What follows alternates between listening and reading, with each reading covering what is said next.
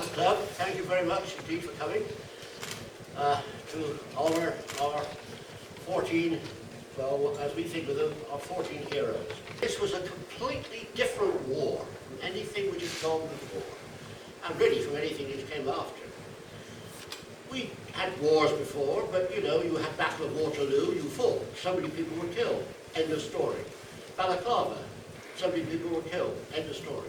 World War I, you joined forces somewhere in Belgium, middle of August 1914, and you fought day by day. It was a Christmas truce once, right through to the early 1918, every day.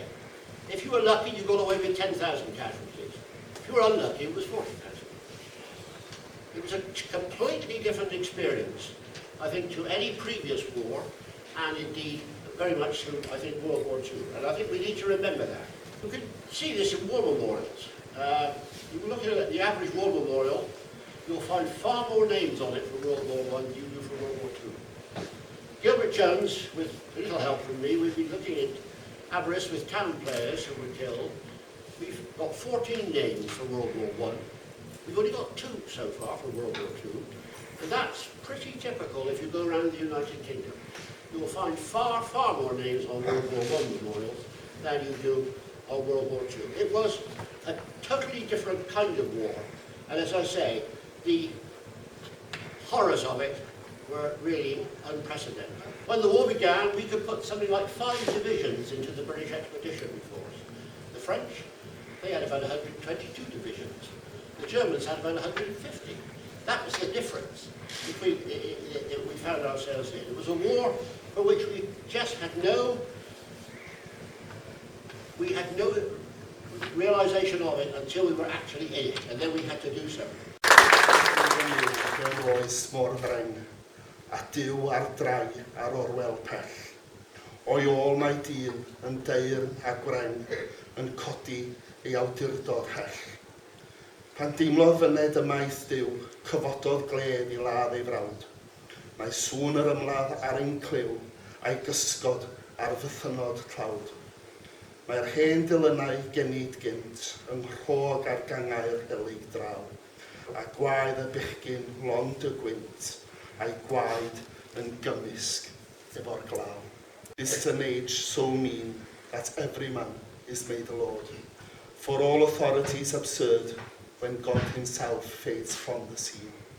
As quick as God is shown the door, out come the cannons and the sword. Hate on brothers poured, and scored the deepest on the poor. The heart that once could help our pain hangs silent to the willows pinned. The cry of battle fills the wind, and blood of lads, it falls like rain.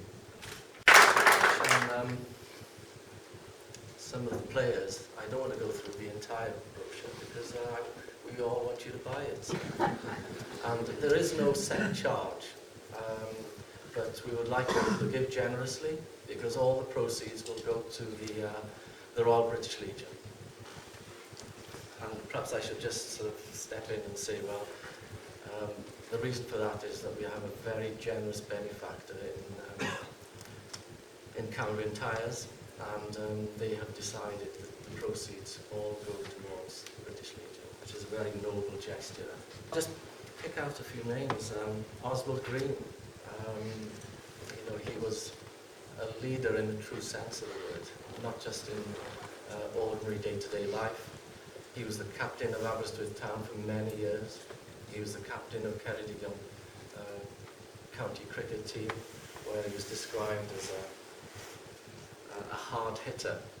And as a captain of Aberystwyth Town Football Club, he ensured that he sort of played the role of a captain. He made sure any young players were protected.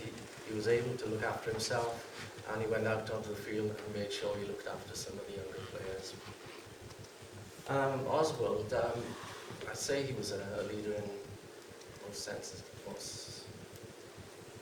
all sorts of ways. In 1906, I think, when he and his cousin were walking along the prom, someone fell off the pier or deliberately dived off the pier and was drowning, and Oswald and his cousin Austin, I think his name was, dived into a rough sea in darkness and rescued them, for which he was awarded the Royal Humane Society Award. So, you know, this was a guy who led from the front. His military career, he was in the Welsh Regiment, and he was killed in the early days of the Battle of the Somme.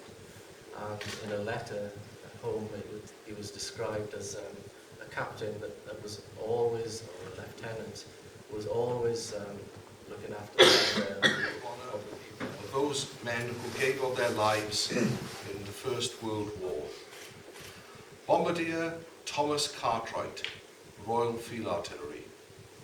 Private Ambrose Davis, Devonshire Regiment.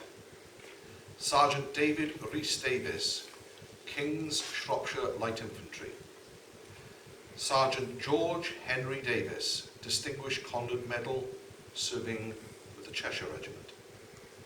Private John Richard Davis, Royal Welsh Fusiliers. Captain Edward Dickinson, Yorkshire Regiment.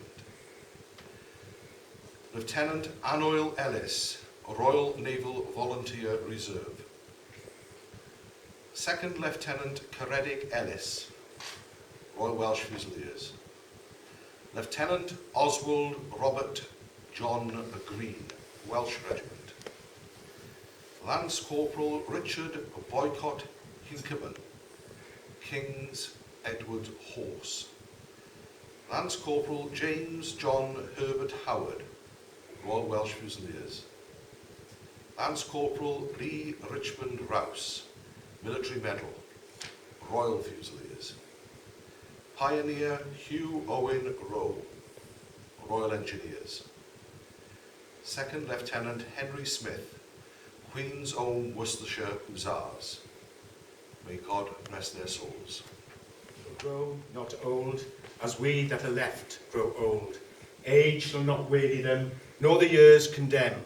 At the going down of the sun, and in the morning, we will remember them. We will remember them.